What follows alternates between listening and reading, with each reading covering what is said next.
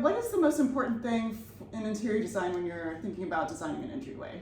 Yeah, so just consider this the first impression, right, of your home and the first feeling of your home, not just for you, but for guests. Maybe this is the front door where a variety of people greet and come in and out. So just thinking of that in terms of a reflection of who you are, your family, whoever's living there, what brings you joy, creating some interest right off the bat, some conversation and connection with folks that come in and out of there. So maybe that's through pattern on the wall, maybe that's through a beautiful textile rug on the floor, some objects of significance for you or your family that are beautiful, that immediately are striking when you come in.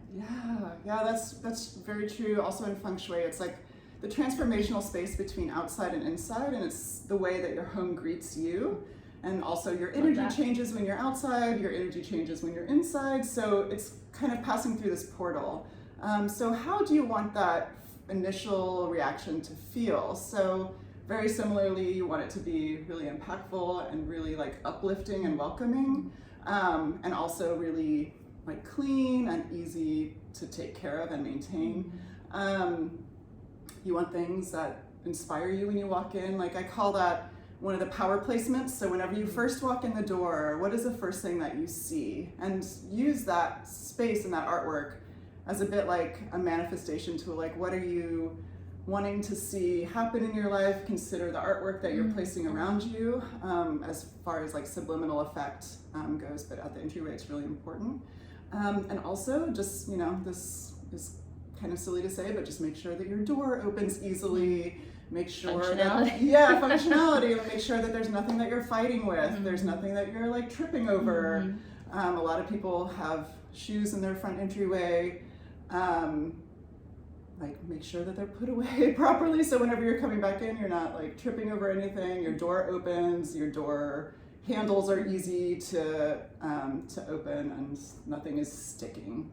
I think ease and joy, right? I think those are kind of the core concepts here. And that could be again through color, right, as well. So simple as your door is a color that brings you joy, that is, you know, a mood setter for that space. So just, there are so many ways and opportunities to play in that area of the home to create something that is meaningful for you and your guests. Yeah, and also just directly outside the door as well. Like what is your experience going from, you know, your car or from the street walking in? How does that feel? And you know, like if you're living in an apartment or something where you don't have as much control over it, you can control maybe like your doormat, or like put something lovely outside the door that welcomes you in. Keep that area clean if possible. And then what do we, this is always kind of a puzzle for me and my clients, but a lot of houses here, especially in Texas, you know, like the garage door, like you drive in through the garage, you park in the garage, and you walk in through the house through typically like a laundry room. That's not necessarily ideal. In those situations, you know, I recommend maybe using the front door in addition, instead of just for your guests, like also consider using the front door, and make that laundry room just as welcoming as possible, and make sure also that that door opens. Do you have any ideas on how to make that kind of entryway a little bit more accessible and fun? Yeah, so I would say drawing on some of the similar concepts as we chatted about before, which was a beautiful, you know, welcome mat for yourself outside that garage door. Maybe you walk in and, you know, there's a wall right in front of you before the mudroom or what have you, but there's a piece of art that you love right on that wall that's bright and interesting and joyful for you. I think you just have to snatch up and create those moments that can be something that on the surface may look like no opportunity, but that maybe, you know, with the help of a professional or on your own after you sort of shop your own house for that piece of art that could go there, that, you know, it can be done. And I Right. think you just have to seek the joy and find it and make it happen. Right. In those spaces where it might seem impossible or just totally functional. But I think also thinking, speaking of function, about storage, about things with ease. Yes. How do you create ease, which is a source of joy often, Right. when you do have these utilitarian kinds of spaces where there's concealed storage, there's a place for your shoes when you walk in the door. Right. You know, everything has a home, and that feels good and better.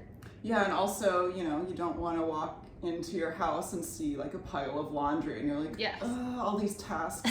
You don't want all of these reminders of everything that you have to do, like your to-do list can exist on like a piece of paper, but you don't want all of these physical reminders and just feeling like overwhelmed the second that you walk in the door. So if you are choosing to enter through a more utilitarian space, like what can you do to make that a little bit more joyful? Like maybe before you leave the house, if there's laundry there, just put it somewhere else. So whenever you're first coming back in, that's not the first thing that you see. Great advice.